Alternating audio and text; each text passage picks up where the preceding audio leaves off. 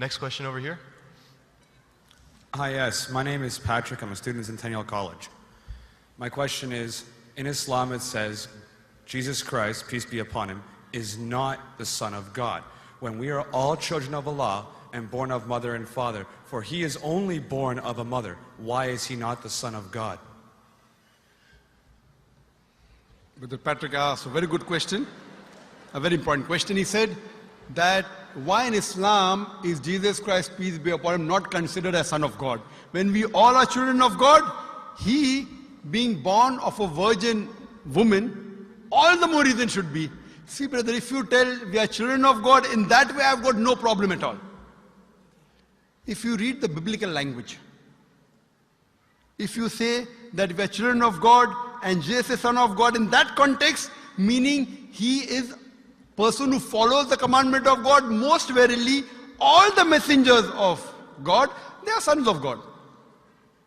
But the problem is, if someone says he is not a normal son, but he is the begotten son, then there's a problem. Because if you read the Bible have got sons, the God has got sons by the tons. If you read the Bible, Adam is son of God, Ephraim is son of God, Israel is son of God. It's mentioned in the book of Romans, chapter number 8, all those who are led by the Spirit of God, they are sons of God. That means if you follow the commandment of God, you're a son of God. I've got no problem with that phrase at all. But today, that phrase has been misunderstood.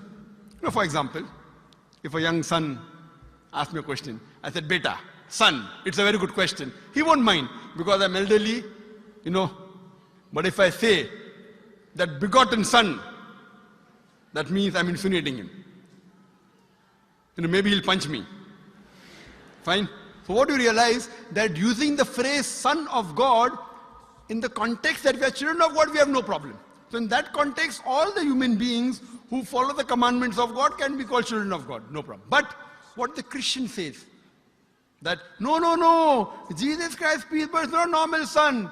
And he quotes Gospel of John, chapter number 3, verse number 16. For God so loved the world that he gave his only begotten son. Whosoever believeth in him shall not die but have everlasting life. Correct, brother? So do you believe Jesus is the begotten son of God? I do. You believe, fine. Now this verse which I quoted, Gospel of John, chapter number 3, verse number 16, it's from King James Version. For God so loved the world that he gave his only begotten son. Whosoever believeth in him shall not die but have everlasting life.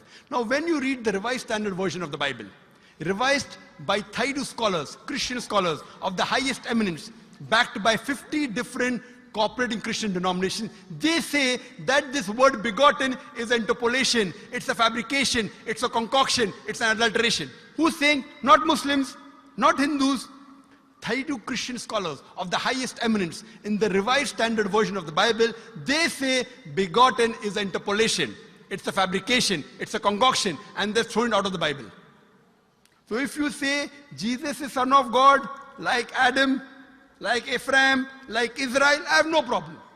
The moment you say begotten, I want to ask you the question, what is the meaning of begotten? Brother, what is the meaning of begotten? You know, begetting is an animal act. It's the function of lower animals of sex. And when you say that he was born to Mother Mary, virgin, what are you insinuating? And if you say, because Jesus Christ, peace be upon him, is God or Son of God, because he was born to Mother Mary, Quran gives the reply in Surah Imran, chapter number 3, verse number 59. Inna masala Isa indallahi ka masala Adam. Khalaqa min turab. That when they say the similitude of Jesus in front of Allah is the same as Adam. They were born from dust and said, be and it was. If you say that Jesus Christ is God because he had no father and only mother, then Adam, peace be upon him, is a greater God. He had no mother and no father according to the Bible. MashaAllah, you're clapping. I like it. So if you say Jesus is God because he had no father, only mother, Adam is a greater God, peace be upon him. He had no mother, he had no father. I never referred to him as a God, but Son of God. That's right. Fine. So Adam is a bigger son of God. Right or wrong? By your definition, Adam would be a god, for he has no mother nor no father. Not my definition, not my definition. By the definition of the Christian missionaries. By my definition, he is a messenger of God. Because God cannot beget. I told you in my talk. Lam yalid wa lam yulad. He begets not, nor is he begotten. The moment God begets, he is not God. Son of God meaning pious person, I agree. That's the reason Allah subhanahu wa ta'ala in the Quran, in 99 attributes, he has missed out Ab, father. Why? It's a good attribute, but Allah did not mention Ab meaning father because people started having wrong meaning of the word father. So he used a more difficult word Rab, but did not use Ab. Logically it's fine, but Almighty Allah subhanahu wa ta'ala purposely did not use the attribute Ab in the Quran because people will misunderstand. That's the reason English-wise, saying Jesus is the Son of God, meaning messenger of God, I'm with you. But the moment you say begotten Son, I have objection. So you say Jesus is a messenger of God, I say peace be upon him after his name. So I respect Jesus Christ, peace be upon him, more than you, Brother Patrick. Because when I take his name, I have to say peace be upon him. If I do not say that, I'm wrong. So I love Jesus Christ, peace be upon him, more than you. I follow his teaching more than you. And if you want, I can prove it to you. That's a different argument, not for tonight. Sorry? That's a different argument and not for tonight. Okay, fine. I'll give you a few things. Jesus Christ, peace be upon him. Fine? If you read the Bible, he was circumcised on the 8th day. Fine?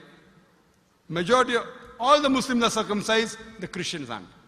So if you say Christian means a person who follows the teachings of Jesus Christ, peace be upon him, then it's mentioned in the book of Leviticus, chapter number 11, verse number 7 to 8. It's mentioned in the book of Deuteronomy, chapter number 14, verse number 8, you should not have pork. It's mentioned in the book of Isaiah, chapter 65, verse number 2 to 5, should not have pork. Muslims don't have pork, most of the Christians have pork. If you read the book of Ephesians, chapter number 5, verse number 18, in the book of Proverbs, chapter number 20, verse number 1, it says you should not have alcohol. Muslims as a whole don't have alcohol, most of the Christians have alcohol. If you say Christian means a person who follows the teachings of Jesus Christ, peace be upon him, we Muslims are more Christian than the Christians themselves. We love him. We respect him. If you say, I love Jesus Christ, peace be upon him, but don't follow his teachings, your love is false. We, therefore, mashallah, I love Jesus Christ, peace be upon him, more than most of the Christians.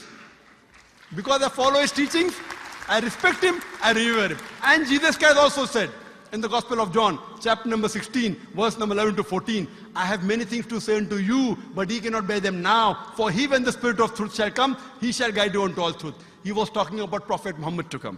So Jesus Christ, peace be upon him, said, you have to believe in the last and final messenger, Prophet Muhammad sallallahu alaihi wasallam. So even that way I'm following Jesus Christ, peace be upon him. I believe in Prophet Muhammad. Do you believe in Prophet Muhammad as the messenger of God? I do. MashaAllah. Now you're more closer to... Allahu Akbar. Allahu Akbar. Subhanahu wa ta'ala. Now he wants to say the Shahada, and then we will move on and say, Ashhadu an la ilaha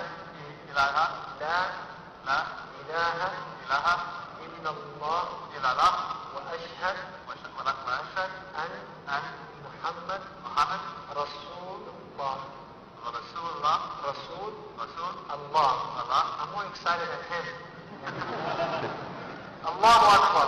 Allahu Akbar. Allahu Akbar. Allahu Akbar. Allahu Akbar. Welcome, your brothers